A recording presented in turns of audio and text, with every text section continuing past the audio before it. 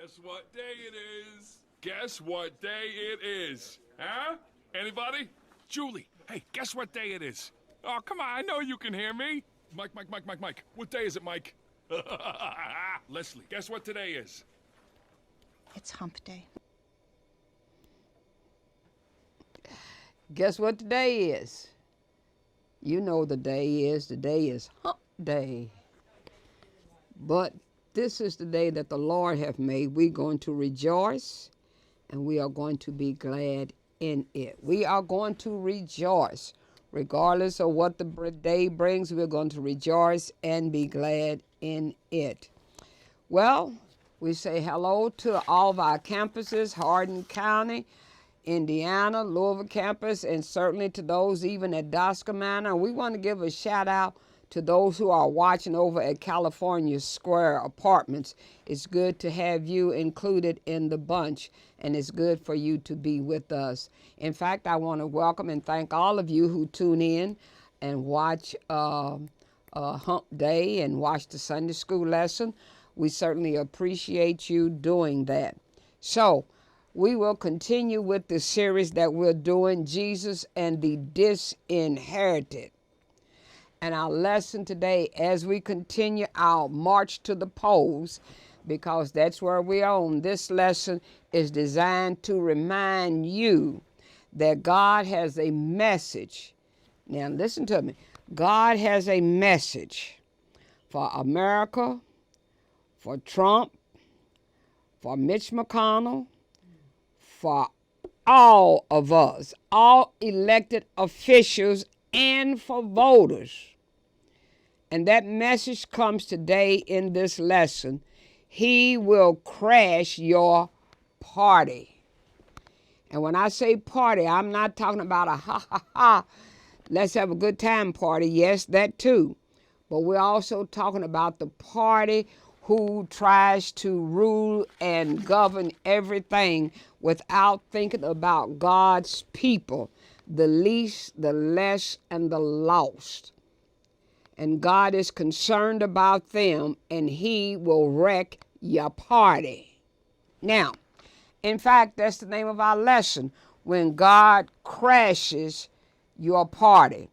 You know, you've had a party. You remember, go back in your mind, when you had parties and a party crasher would come. A party crasher is someone that you didn't invite. That doesn't mean they won't come. Because in our lesson today, God was not invited. Oh, but he showed up.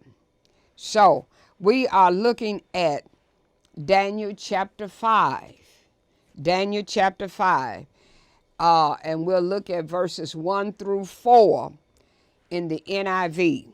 And it says, King Belshazzar gave a great banquet for 1,000 of his nobles and drank wine with them.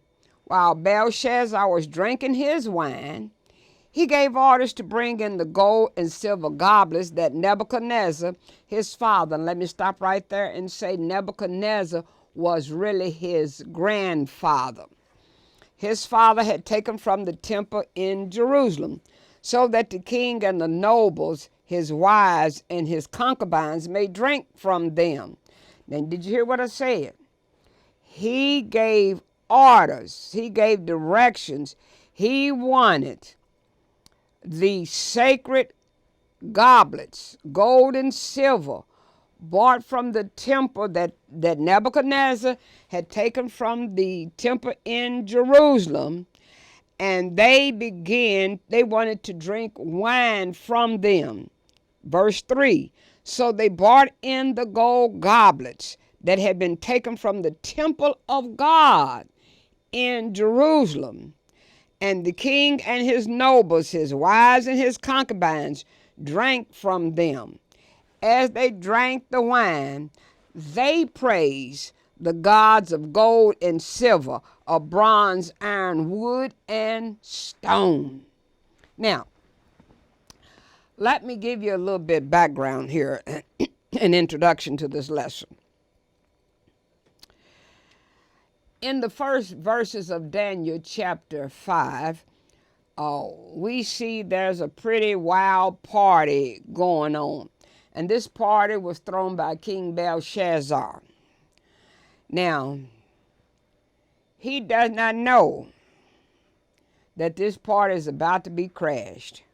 Because right in the middle of the party, probably, right when the getting is good, because they have had too much to drink. You can see that, because he said, go get the sacred goblets from the treasury. There is a hand starts writing on the wall. And this guest was uninvited, was unexpected, was unusual. And he upset everything, because in view of everybody, this astonished party kind of shut down. Now, let me give you a little more background. King Nebuchadnezzar had ruled over Babylon for about 45 years. Now, by the time of this chapter, Daniel 5, King Nebuchadnezzar has been dead, let's say, about 25 years. Belshazzar, his grandson, and Belshazzar's father, they had kind of reigned together. Now, it's felt that his dad was over in North Arabia right now, and that Belshazzar, for the last, say, 10 years or so, had been, in fact, the only king in Babylon. Now, Babylon was the first great superpower in the history. First great superpower in the history of the world. Now, and in fact, some of things where Babylon was thought to be the eighth wonder of the world. Now, but Babylon, even though God had used Babylon to punish his people, to dispense justice and judgment, I should say, to his people, still God is about to bring punishment upon Babylon. And Babylon, which has lasted for quite a while, is now on the decline, is about to fall, because the Medes and the Persians are just outside the city gate. They are just outside, ready, in fact, to invade Babylon. So, you have to ask yourself, if the Medes and Persians was right outside Babylon, ready to pounce, what the heck they doing having a party? I mean, so let's look, because this party show some tremendous things that we need to see and we need to listen to today, because this is back then, but we need to understand the same thing is going on today. The first point is dangerous disrespect. And my sisters and brothers, say what you want, do what you will, but we in this country now have a dangerous disrespect for God. We act as if he doesn't see, doesn't exist, doesn't know, and can't do anything. Now, Belshazzar's problem is threefold. His first point is his worship and his belief in false gods. Babylon has been powerful for quite some time, and Belshazzar thinks he's untouchable. Sound like somebody else I know thinks he's untouchable. Belshazzar decided to throw a party for 1,000 of his prince, his wives, his concubines. The food and the liquor was flowing, and it became a night of excess. But in his intoxicated state, Belshazzar caused his servants and have them to bring the sacred vessels that his father Nebuchadnezzar took from the temple in Jerusalem. Now listen to me now. So see this, he thinks that the God that Israel serves is weak. So Belshazzar and his band of fools, because that's what they are, began to drink from these sacred vessels and toast their gods, the gods of gold, silver, iron, bronze, wood, stone. You see, because they felt that because these sacred vessels were in their possession, this meant that their God was better, stronger, mightier than the God of the Israelites. But God is going to show them something. Be not deceived. God is not mocked. So, first problem is his worship of false gods. His second problem is false security. Woo! God Almighty. I wish you all hear this. Because while the party is in full swing, the Persian army is outside of their gates at this time. With the army outside, how could Belshazzar have a party? How could he be so bold? What kind of boldness or foolishness is this? Well, Belshazzar felt secured in his fortified city. You see, because Babylon, let me tell you, Babylon in its heyday was second to none. It had 1.2 million people. The city was 60 miles around. And so Babylon's wall was 350 feet high. Woo, that's high now. That's high. 80 feet wide and extended 35 feet down into the ground. So they felt their wall couldn't be brought down. Further, the city of Babylon could withstand the siege. You know, that's when the army comes around and nothing comes in and nothing goes out. And that way they just eventually starve you out. Well, guess what? Within the city walls, because remember I just told you the city walls was 80 feet wide. So within the wall, they had storehouses, warehouses that could store enough food to feed everyone for 20 years. Woo! That's a lot. Plus, they had farms where food could be grown if necessary.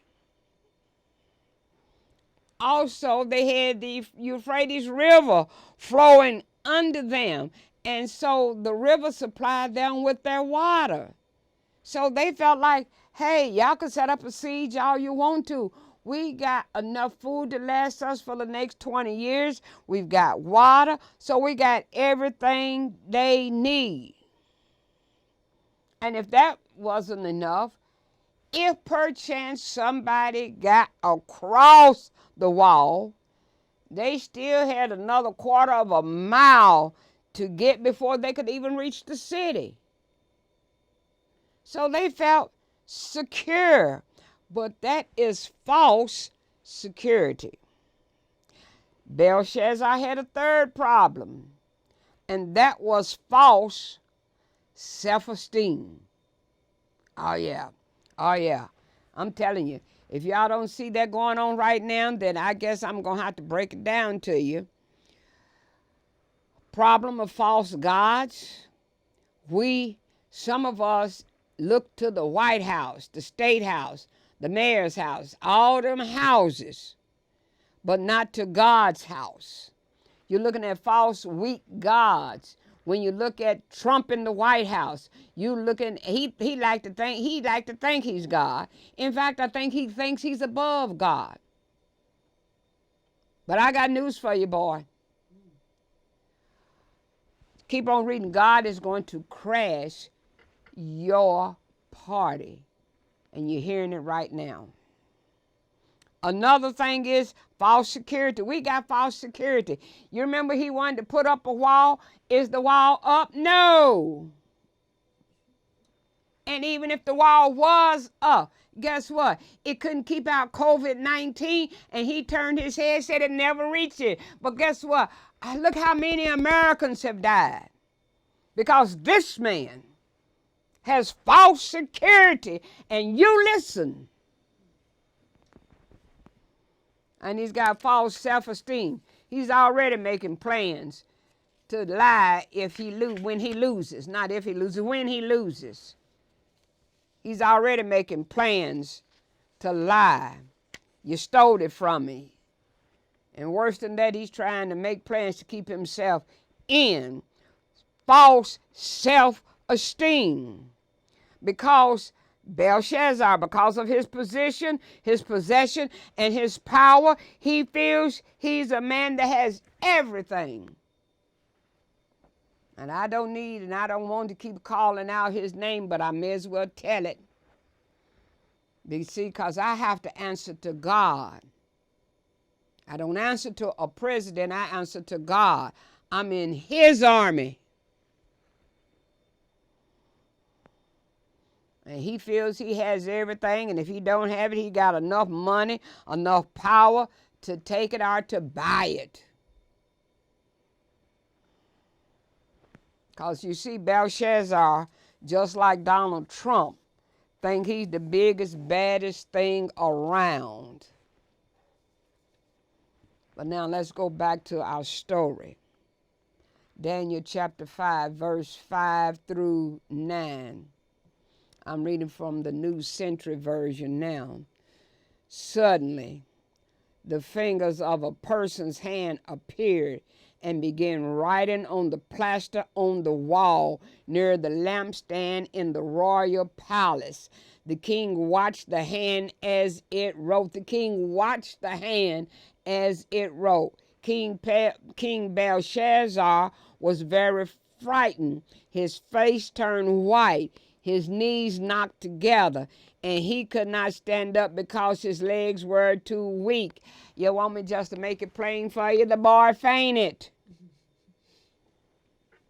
The king called for the magicians, wise men, and wizards of Babylon and said to them, anyone who can read this writing and explain it will receive purple clothes fit for a king and a gold chain around his neck. And I will make that person the third highest ruler in the kingdom. Hey, dude, the kingdom is getting ready to fall. Okay. Then all the king's wise men came in, but they could not read the writing or tell the king what it meant. King Belshazzar became even more afraid, and his face became even whiter. His royal guests were confused. So, we looked at dangerous disrespect. Now let's look at a disturbing development. Belshazzar called for the astrologers, the Chaldeans, and all the soothsayers and wanted them to read that. But now, dude, if you knew the history of your grandfather, he called all them folks once before to tell him about a dream. They couldn't do it. What makes you think they can read this handwriting on the wall? And then he says, whatever, whoever can read it, tell me what it means, tell me what it says and what it means. I'm going to make you the third highest ranking person in the kingdom. I'm going to give you clothes with that's purple clothing. I'm going to put a gold chain around your neck. And what we need to see here in this disturbing development is he's making a promise that he can't keep.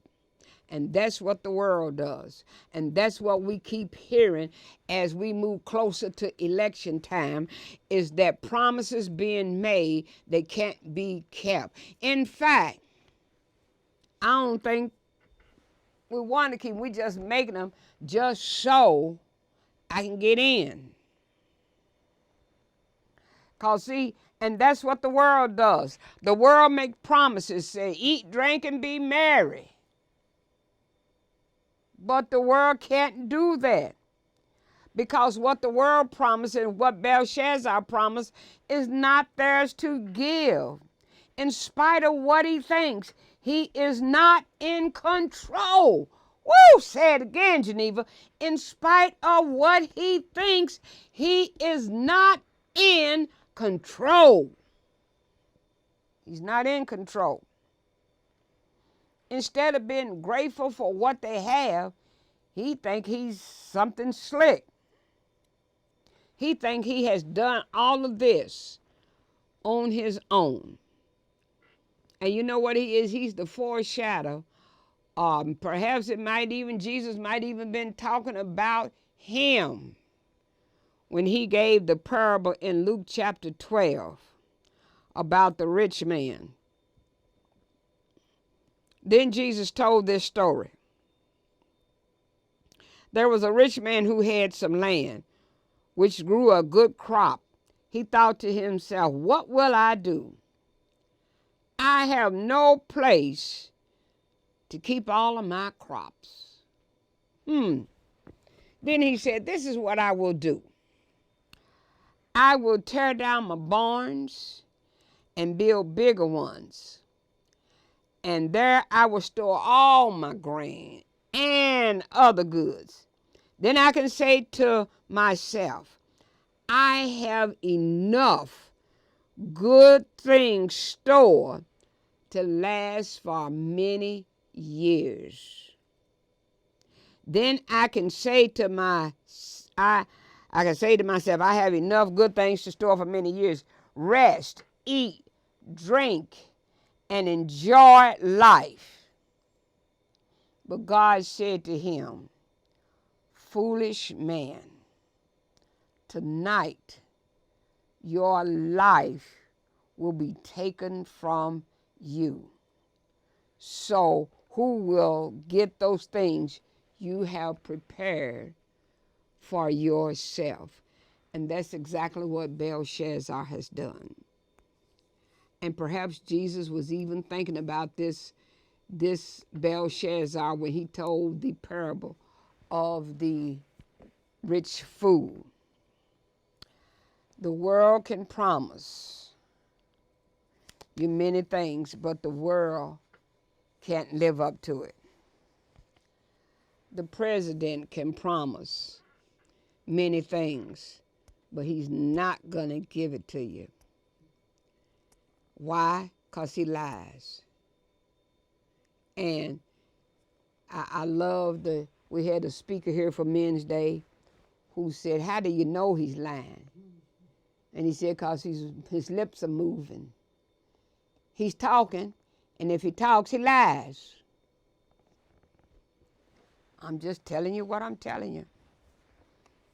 So, let's go back to the story. Daniel chapter 5, let's look at verse 10. Then the king's mother, who had heard the voice of the king and his royal guests, came into the banquet room. She said, O king, live forever. Don't be afraid. I'll let your face be white with fear. There is a man. Woo-wee! I love that part of the story more than any part. There is a man in your kingdom who has the spirit of the holy gods. In the days of your father, this man showed understanding, knowledge, and wisdom like the gods. Your father, King Nebuchadnezzar, put this man in charge of all the wise men, fortune tellers, magicians, and wizards. The man I'm talking about is named Daniel, whom the king named Belteshazzar. He was very wise and had knowledge and understanding. He could explain dreams and secrets and could answer very hard problems. Call for Daniel. He will tell you what the writing on the wall means. So, we have looked at disturbing disrespect. Let's see, what was that first topic now? This disturbing development was what we just talked about, and dangerous disrespect. Now let's talk about a discerning dowager. That's an older woman who has influence. In all the confusion and commotion, the queen came in to see what the problem was. After hearing about the problem, she told them about Daniel and when he served under Nebuchadnezzar. And she said, there is a man. Ooh. And let me say this, and the reason why I point this out to you is because God, listen to me now. God always leaves someone to be able to tell others. Oh, did you hear what I said? God is always going to have someone to tell others. Daniel, he's now an old man, and he has not been in the king's court because he's not one of the king's favorite. But there is one in the court. See, God left himself one in the court who knows of Daniel, and then he left one who can tell the writing on the wall. God always leaves himself someone to tell. If you don't believe me, go to Job, chapter 1, verse 14, and read through 19. And you will see, messenger came to Job, and he told him, he said, woo-wee, the oxen were plowing, and the donkeys was grazing nearby. And you know what happened, Job? Up all of a sudden come this army and attacked and made off with everything that they had. They put the servants to the sword, and I am the only one left to tell you. And while he was still speaking, another messenger came and said, the fire of God fell from the heavens, burned up everything, the sheep, the servants, everybody. And I'm the only one who has escaped to tell you while he was speaking. Another messenger came and said, the Chaldeans, they formed three raiding parties, swept down on your camels. Another made off with your servants, and they put the servants to the sword. I'm the only one left to escape to tell you. Well, now, before Job could even recover from that, while he was still speaking, another messenger came and said, hey, Job, your sons and daughters were feasting, drinking wine, having a good time at the oldest brother's house. I mean, they were partying. See, these parties get you in trouble, won't they? Because that's what you got to see in Daniel. They was partying. And now we're talking about the party going on in Job's family. When suddenly a mighty wind swept in from the desert, struck the four corners of the house. The house collapsed on them. And Job, they all dead. And I'm the only one who has escaped to tell you. So you see, in each incident, everything is destroyed, but God leaves one One. That's all he needs is one to tell. And in the case of Belshazzar, the queen was left to tell him of Daniel. And Daniel was the one to interpret the handwriting. We should see ourselves just like that queen. We have been left to tell. But I'm afraid that the church is not doing what she should be doing. We're going to look at that a little bit later this month, in the month of October, when we talk about take me to the alley. When we talk about riddle, I see something you don't see. So God leaves himself one, and her responsibility was to tell them of Daniel. And our responsibility is to tell others of Jesus. Because that's what John did. You remember in last week's lesson, I told you John pointed and said, "Behold the Lamb of God." He pointed to Jesus. And our responsibility is to point to Jesus. Now, what good would it do God to write on the wall if there was no one to read and tell the others what it said? God doesn't do that. No, so he left one. All it takes is one. Let's go back to the reading. Daniel 5:25 through 29. These are the words that was written on the wall. Mene, tekel, parson. This is what the words mean. Mene. God has counted the days until your kingdom will end. Tekel. You have been weighed on the scales and found not good enough. Woo! Parson. Your kingdom is being divided and will be given to the Medes and the Persians. Then Belshazzar gave an order for Daniel to be dressed in purple clothes and to have a gold chain put around his neck. Can't say that the boy didn't live up to what he promised, because he did, even though it ain't good. He should have put an expiration date on it, good for the next 24 hours. He just didn't pay attention. And it was announced that Daniel was the third highest ruler in the kingdom. So now let's go to Daniel decodes. Daniel comes in. But before decoding the words, he gives Belshazzar a history lesson. Because he says, and you need to go back and read that, verse 22, he says, "Oh, Belshazzar." He said, and this is what he said, "You knew all of this?" Wait, Daniel, knew all of what? He knew all about his grandfather's pride, Nebuchadnezzar.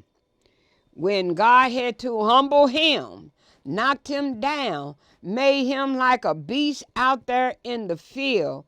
And only when Nebuchadnezzar looked up to heaven did God give him his understanding and his intelligence and his sense back. And he said, "You knew all of this, and yet you went on in your life of sin and godlessness. And now God has crashed the party. Be not deceived." I said it earlier. God is not mocked.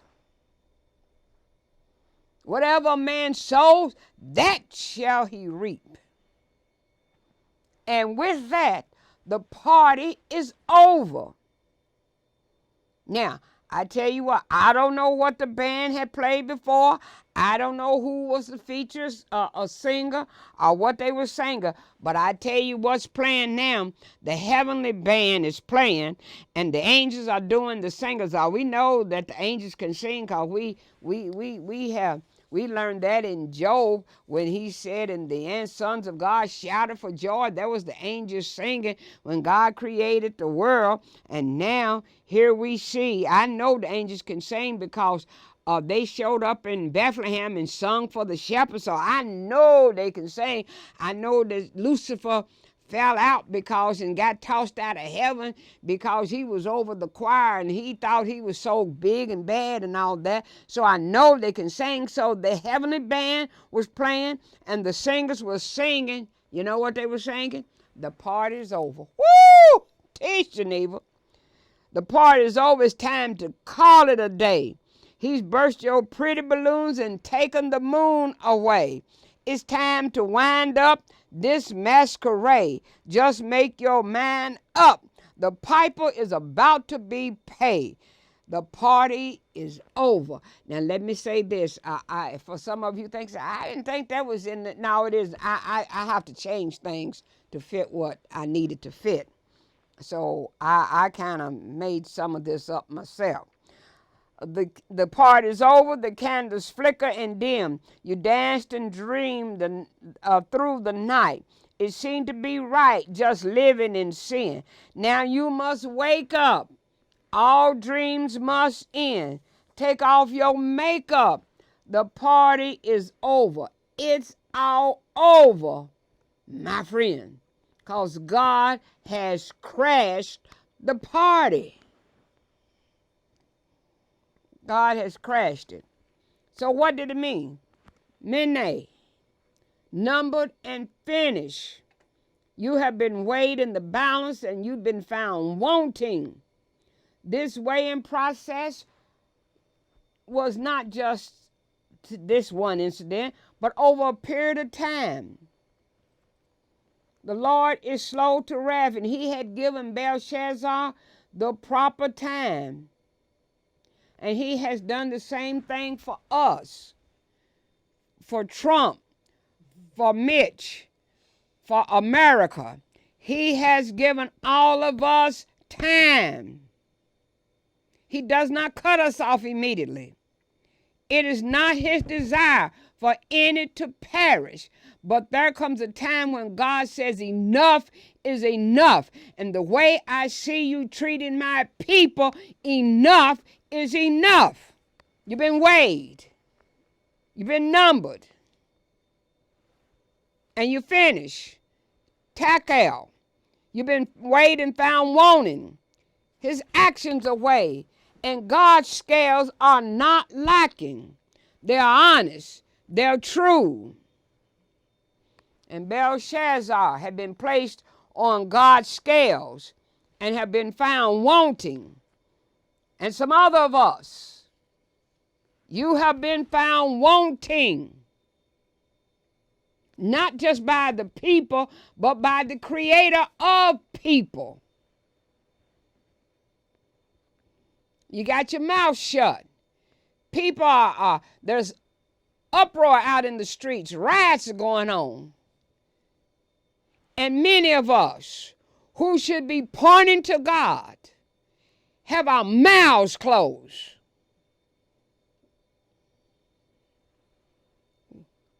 He has been found wanting. Wanting in what? The same as the leaders of today. Wanting in what? Wanting in love, wanting in forgiveness, wanting in patience, wanting in godliness.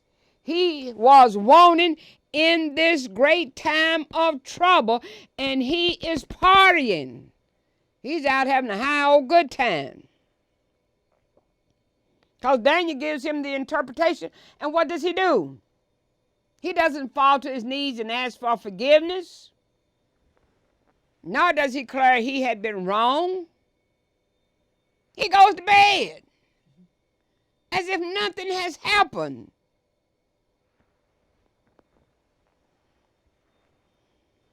In Parson, the kingdom is to be divided. Now his kingdom is to be divided and given to the Medes and Persians. And let me say something. You might not like it, but I'm telling the truth. There has not been not one power, superpower if you want to call them, who has been in existence that did not fall. Because when you leave God out, he can bring you down. He says, I make governments and I can tear down governments. And if you think American is an exception, then you are just like Belshazzar. You have heard it, and now you're gone to bed. So Belshazzar, he gets a report card. I made him a report card. And he gets straight F's. In history, Daniel reminded him of what happened to his grandfather. And Belshazzar knew all this, but he did not humble himself. History F. America, think about your history. You brought people over, us, me, my ancestors. And you worked them for 400 years and didn't pay them. And now you're killing us in the street. You knock down the doors and you come in and you shoot us, and then you lie about it. And then you want to get a black man to stand there and say, well, you see me as a black man. Well, you don't have to say of me you're a black man. I don't need to tell you I'm black. You can look at me and say I'm black. By the same token, you should be able to look at me and say there's a Christian. We are failing the test. F for history, foreign language. He could not read the handwriting on the wall, but when it was interpreted for him, he disregarded. Foreign language, F. Math. God has number, and his number is up.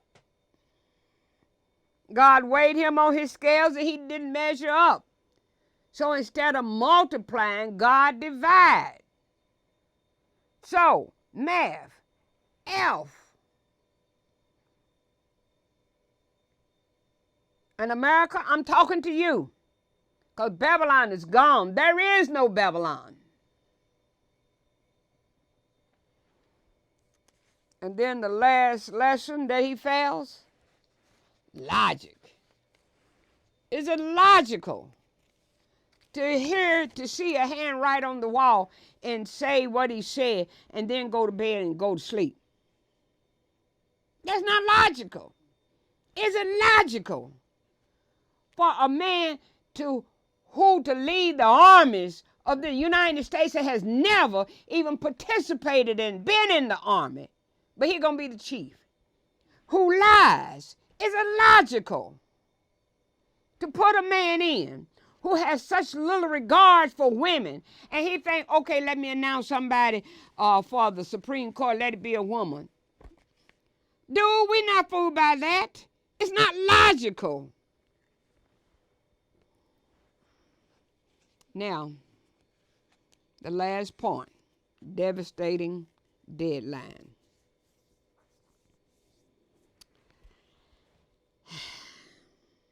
And it didn't last but 24 hours, because that same night, what happened, the Persians and the Medes, they built a little blockage, stopped the water, come up under the city, and went in and killed Belshazzar that same night. The world makes promises that it cannot keep. And be not deceived. I'm going to say it again. God is not mocked. God has shown grace and mercy to America. God has no desire to crash or bring down the Republican Party, the Democratic Party, the Independence Party, the Tea Party, whatever party that you flag you are flying.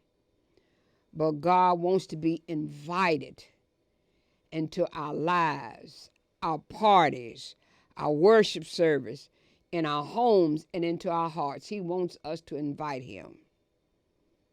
He has numbered our days, weighed us, and now we have been found wanting. So repent. Now is the time of salvation.